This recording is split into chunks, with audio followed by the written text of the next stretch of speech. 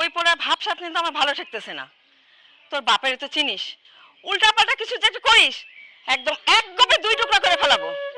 তোর বাপের একটু মায়া লাগবে না, তুই মনে রাখিস।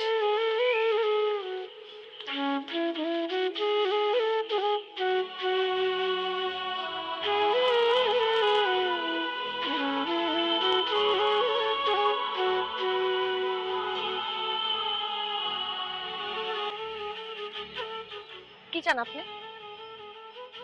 কি শুরু করছেন আপনি? বুঝো না? না, আমি বুঝি না, আর আমি বুঝতেও চাই না। আপনি খবরদার আমার সামনে আর আসবেন না, কথাটা জানি মনে থাকে।